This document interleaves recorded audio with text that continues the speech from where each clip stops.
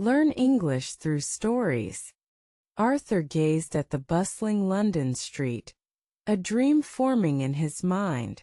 He deeply desired to speak English fluently, not just read it. He knew it would open countless doors and new experiences. Learn English through stories, he muttered, recalling a valuable piece of advice. He understood immersion was key to truly mastering this beautiful language. This journey began with a single courageous step. His initial attempts at conversation often ended in awkward silences. Words tangled on his tongue, and grammar felt like an insurmountable mountain. He felt frustrated, believing his memory was failing him. The vibrant sounds of British English spoken around him seemed so effortlessly natural, yet so distant.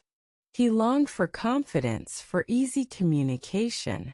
One rainy afternoon, sheltering in a cozy bookstore, Arthur stumbled upon a book titled Fluent Forever. It wasn't just about grammar. It promised talking tips and strategies for engaging naturally. This felt different, more practical. He realized rote memorization wasn't the only path. The book emphasized active engagement. "Let me tell you talking tips," the author seemed to whisper from the page. The first tip was simple. Don't fear mistakes. Embrace them as learning opportunities, not failures. This shifted Arthur's perspective profoundly. He started listening more actively, absorbing the nuances of pronunciation and intonation. A crucial chapter focused on how to remember words effectively. It wasn't about endless lists but context. Associate new vocabulary with images, actions, or personal experiences. Create vivid mental pictures. Arthur began picturing a vibrant red double-decker bus every time he learned commute. This made words stick. The book's strong emphasis on "let's talk" in British English resonated deeply with Arthur. He loved the accents, the unique idioms, and the cultural richness. He decided to fully immerse himself in British media, podcasts, TV shows, and even classic literature. His goal was authentic communication. He knew listening wasn't enough. Speaking was paramount. The book suggested finding opportunities for daily conversations. How to speak with people became his mantra. Even simple interactions like ordering coffee or asking for directions were valuable practice sessions. He forced himself out of his comfort zone. One morning, he managed a coherent conversation with a barista about the weather. It was a small victory, but it felt enormous. The words flowed, not perfectly but understandably. He felt a flicker of hope, a tangible sign of progress. This positive reinforcement spurred him onward with renewed vigor. He found immense joy in Learn English through stories. Each narrative provided natural context for new vocabulary and grammar. He read simplified versions of classic tales, then progressed to more complex novels. Stories captivated him, making the learning process feel less like work and more like an adventure. One very interesting story he devoured was about a detective in Victorian London. The vivid descriptions of foggy streets and mysterious characters transported him. He found himself thinking in English, even dreaming in it sometimes. This immersive experience accelerated his language acquisition significantly. Another very interesting story was a modern tale of a young artist living in Shoreditch. This story introduced him to contemporary slang and casual conversation patterns. It showed him how English was truly spoken in everyday life, not just in textbooks. He learned nuances of spoken English. The book then introduced the concept of how to talk to people in pairs. It recommended finding a language exchange partner. This seemed daunting at first, but the idea of reciprocal learning was appealing.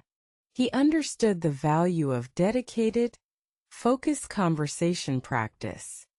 Arthur joined an online language exchange platform and soon connected with Sarah, a student from Bristol learning Spanish. Their first video call was nerve-wracking but surprisingly productive. They agreed to weekly sessions, half in English, half in Spanish. This formalized his practice. How to talk to people in pairs proved incredibly effective. Sarah offered immediate feedback on his pronunciation and grammar. He in turn helped her with Spanish. The pressure was lower than in a large group, allowing him to experiment and make mistakes comfortably.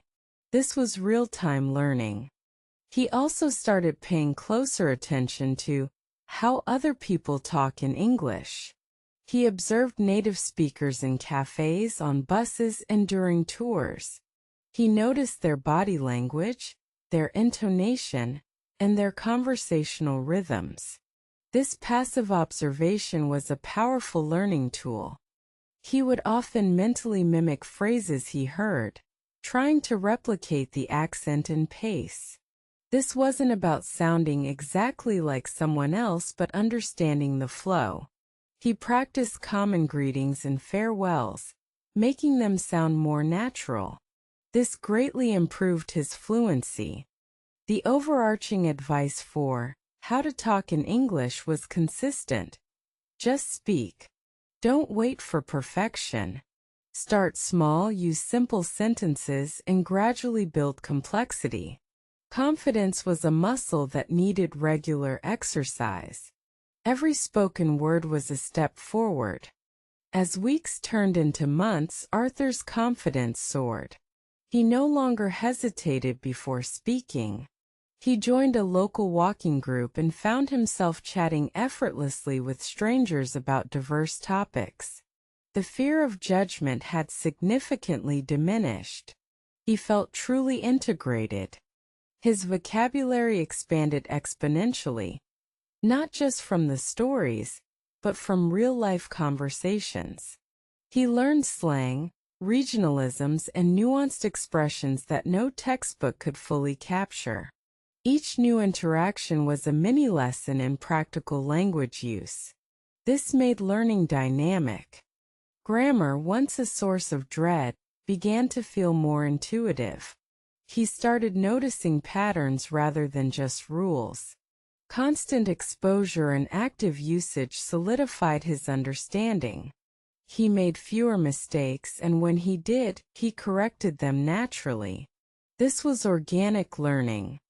The entire process of Learn English had transformed from a chore into an enjoyable pursuit. He looked forward to his language exchanges, his reading time, and his daily interactions. Learning felt like an exciting exploration, not a tedious study. He embraced every challenge. He started to feel like a new person, more outgoing and articulate. His English proficiency wasn't just a skill. It was a part of his identity. He could express his thoughts and feelings authentically, connecting with people on a deeper level. This was incredibly liberating. Arthur now often found himself sharing his own talking tips with other learners. He'd tell them about the importance of consistent practice and the power of immersion. He encouraged them to embrace their mistakes and learn from every interaction. His experience was valuable. He always stressed the how to remember word strategies he'd learned: contextual learning, active recall, and spaced repetition. These techniques were far more effective than rote memorization alone, ensuring words stayed in your long-term memory.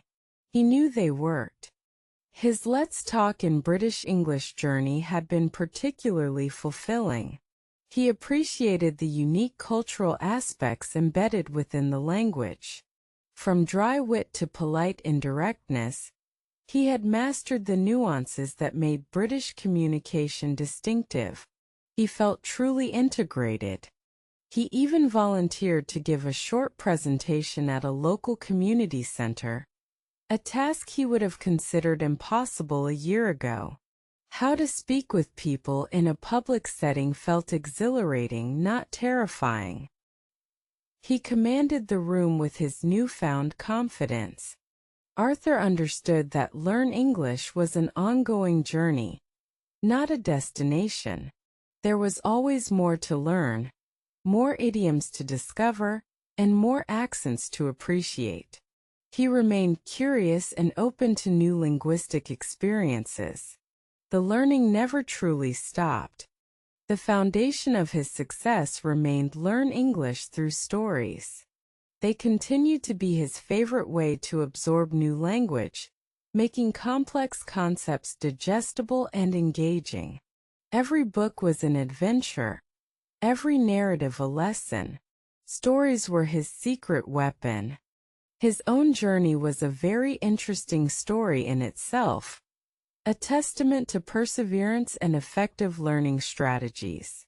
He had transformed from a timid observer into a confident participant, proving that dedication truly pays off.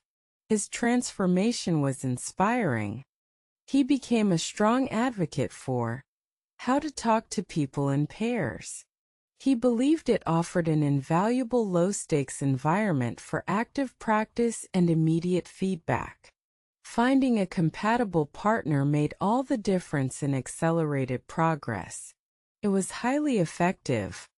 Even now, he continued to refine his English by observing how other people talk in English. He noticed subtle variations in tone, regional slang, and different approaches to expressing ideas. This passive observation was a powerful learning tool. His general approach to how to talk in English remained simple. Speak often, listen actively, and don't be afraid to ask for clarification. These basic principles, consistently applied, paved the way for remarkable fluency and natural communication. They were powerful guidelines.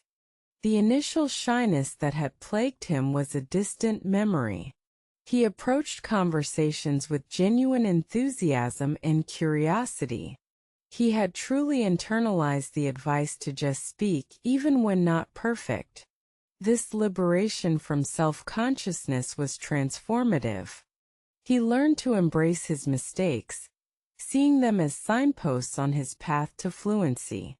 Each mispronounced word or grammatical error was an opportunity to learn and improve, rather than a cause for embarrassment. This mindset shift was crucial for progress. One of the best talking tips he ever received was the importance of active listening, truly understanding what others said, not just waiting for his turn to speak, deepened his comprehension and allowed for more meaningful exchanges. Listening was key. For how to remember words, he developed personalized memory tricks. He used mnemonics, created flashcards with images, and regularly reviewed vocabulary in different contexts. This multifaceted approach ensured that new words became permanent residents in his lexicon. His decision to focus on Let's Talk in British English had given him a profound appreciation for British culture. He understood the humor, the history, and the subtle social cues. Language was truly a window into a nation's soul, he realized. He felt empowered. The simple act of how to speak with people no longer filled him with dread but with anticipation. Each conversation was an opportunity to connect, to learn, and to share his own experiences. It opened up his world. Through Learn English Through Stories, he gained not just language skills but also a deeper understanding of human nature and diverse perspectives. Literature offered insights into different lives and cultures, enriching his worldview immeasurably. Stories truly educated him. His transformation was indeed a very interesting story for all who knew him. Friends and family marveled at his newfound eloquence and confidence. He often recounted his journey, inspiring others to embark on their own language learning adventures. His dedication was evident. He continuously championed how to talk to people in pairs, highlighting its effectiveness in building fluency and reducing anxiety. He even organized informal pairwork sessions for new learners, creating a supportive community for practice. He saw its tangible benefits. He developed a keen ear for how other people talk in English, noticing regional accents, sociolects, and even individual speaking styles. This heightened awareness allowed him to adapt his own speech for greater clarity and connection. He became a true listener. All the talking tips he had gathered, from reducing filler words to using expressive intonation, were now part of his natural speaking style. He didn't just know them. He applied them instinctively, making his conversations smoother and more engaging. His commitment to how to remember words remained unwavering. He kept a personal vocabulary journal, noting new words and phrases he encountered, always linking them to their context. This active approach ensured constant growth in his lexicon. His goal of speaking authentic "let's talk" in British English was largely achieved. He felt comfortable navigating everyday conversations, understanding cultural references, and even appreciating the distinct British sense of humor. He was no longer just learning, he was living it. The fear that once crippled him when attempting how to speak with people had vanished. He approached every interaction as an opportunity, a chance to refine his skills and connect. This fearlessness unlocked his true communicative potential. Learn English Through Stories provided him with constant companionship on his journey. Whether he was on the tube or relaxing at home, a story was always there to entertain and educate, making learning an integrated part of his daily life. Arthur's own very interesting story inspired many. He became a living example that language learning wasn't just about textbooks, but about courage, consistency, and clever strategies. His success was a beacon for aspiring learners everywhere. His How to Talk to People in Pairs sessions evolved into genuine friendships. He and Sarah discussed not just language but life, culture, and dreams. These deeper connections made the learning experience even more enriching and enjoyable. He continued to closely observe how other people talk in English, noticing regionalisms he hadn't picked up before, and new colloquialisms. This constant vigilance kept his language fresh and current, always adapting to real-world usage. Ultimately, Arthur mastered how to talk in English. It wasn't about perfection but effective communication. He could convey his thoughts clearly, listen empathetically, and engage in meaningful dialogue, bridging cultural gaps effortlessly. This was true mastery. The pure joy of being able to learn English and truly use it in daily life was immense. From navigating complex conversations to simply enjoying a British comedy show without subtitles, every achievement brought deep satisfaction. His efforts had paid off. Arthur, once a shy newcomer, became a mentor in his own right, always ready to let me tell you talking tips to anyone starting their language journey. His insights were invaluable, practical, and born from genuine experience. He was a beacon. The techniques for how to remember words became ingrained habits. He instinctively used associations and context, ensuring that his vocabulary continued to expand naturally and effectively, without feeling like a chore. Learning became second nature. And so, his journey with Let's Talk in British English continued, not as a study but as a way of life. He felt completely at home in the language, a true testament to his dedication and the effective strategies he employed. He belonged. His ability to how to speak with people was no longer a goal, but a lived reality. Every interaction was smooth, confident, and genuine. He had transformed from a hesitant learner into a fluent communicator, effortlessly connecting with the world around him. The very interesting story of his learning odyssey resonated deeply with him. It taught him that language acquisition is a personal narrative of growth, discovery, and connection. Every word learned, every conversation had, added a new chapter. How to talk to people in pairs remained a cornerstone of his ongoing practice.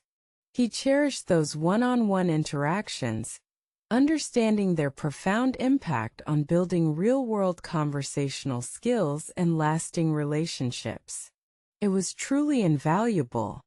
He continued to marvel at how other people talk in English, constantly learning and adapting, while confidently demonstrating how to talk in English himself. His journey was a living example of successful language acquisition, a true success story.